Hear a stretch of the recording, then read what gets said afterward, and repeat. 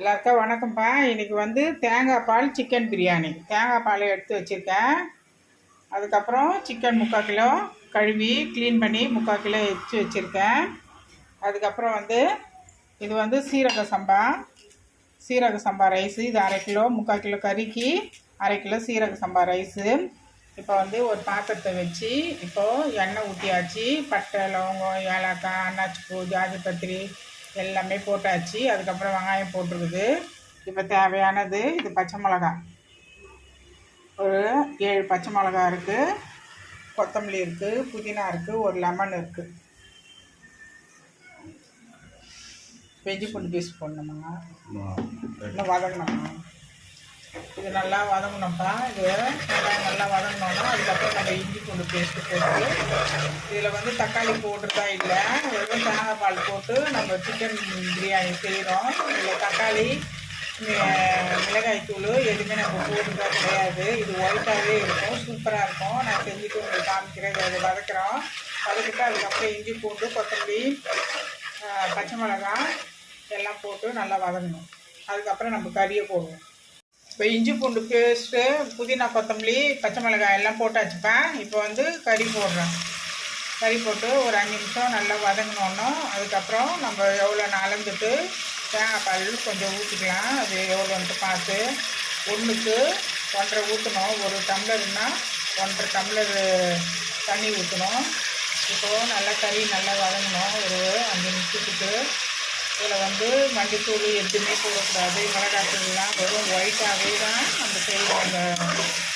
அந்த சிக்கன் பிரியாணி தேங்காய் பால் போட்டு சிக்கன் பிரியாணி நம்ம செய்கிறோம். ஒயிட்டாக தான் இருக்கும், சூப்பராக இருக்கும். நீங்கள் வீட்டில் இருந்தாலும் செஞ்சு பாருங்கள். இப்போ தயிர் ஊற்றணும்மா. இப்போ நல்லா வதங்கினோன்னா தயிர் கொஞ்சம் ஊற்றலாம். உப்பு போட்டாச்சு. உப்பு போட்டோன்னா இப்போது நான் வெங்காயம் போடுறப்பையும் உப்பு போட்டேன். இப்போ நல்லா வதங்கிட்டு இருக்குது. இப்போது தேங்காய் பால் ரெடி பண்ணி வச்சுருக்கேன். இஞ்சி பூண்டு பேஸ்ட்டு போட்டேன். இப்போ ஒரு லெமன் இருக்குது. இப்போ நல்லா ஒரு 10 நிமிஷத்துக்கு கறி நல்லா வதங்கி நல்லா அந்த தண்ணி எல்லாம் விட்டு வெளில வரணும். கறி நல்லா வதங்கி வரணும். இப்போ 10 நிமிஷத்துக்கு கறி நல்லா வதங்கும்.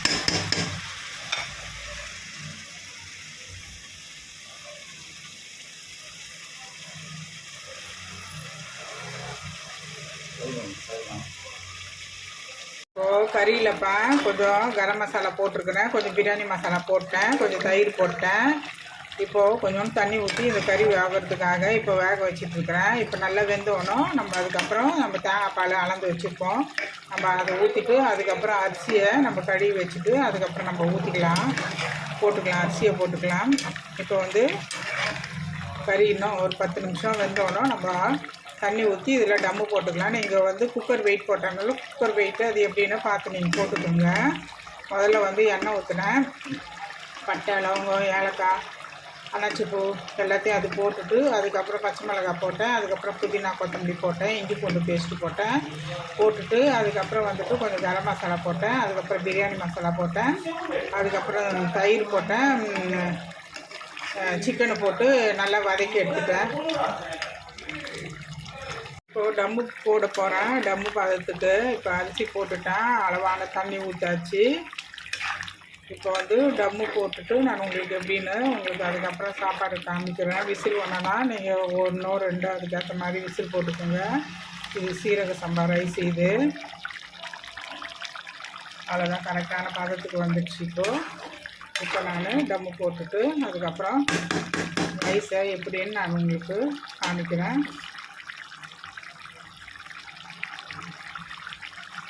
இப்போ 5 நிமிஷம் வந்து ஹையில் வச்சுட்டு அதுக்கப்புறம் இப்போது நம்ம சிம்மில் வச்சுட்டு மூடி போட்டு இப்போது வெயிட்டான ஒரு தவாவை எடுத்து நம்ம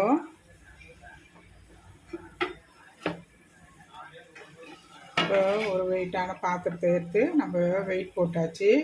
இது ஒரு 5 நிமிஷம் ஆகணுன்னா திரும்ப நம்ம ஆஃப் பண்ணிவிட்டு ஒரு 5 நிமிஷம் அப்படியே விட்டுட்டு அதுக்கப்புறம் நம்ம பரிமாறலாம். இப்போது பிரியாணி ரெடி ஆயிடுச்சுப்பா. இப்போது சிக்கன் பிரியாணி ரெடி. இங்கே பாருங்கள், டம்மு போட்டு இப்போ எடுத்துட்டேன். இப்போ பாருங்கள் எவ்வளோ சூப்பராக இருக்குது பாருங்கள். அவ்வளோதான், இது ஒயிட்டு சிக்கன் பிரியாணி. இது நீங்கள் வீட்டில் செஞ்சு பார்த்துட்டு அது எப்படின்னு சொல்லுங்கள். நம்ம கறியெல்லாம் நல்லா வெந்திருக்கு. அவ்வளோதாங்க. இதுதான் சிம்பிளாக நீங்கள் வீட்டில் செய்யலாம். இதை வேறு ஒன்றும் இல்லை. 1/2 கிலோ ரைஸு, 3/4 கிலோ சிக்கனு, அவ்வளோதான். இது ஒயிட் சிக்கன் பிரியாணி. இது ரெசிபி. இது நீங்கள் வீட்டில் செஞ்சு பார்த்துட்டு எப்படின்னு சொல்லுங்கள்.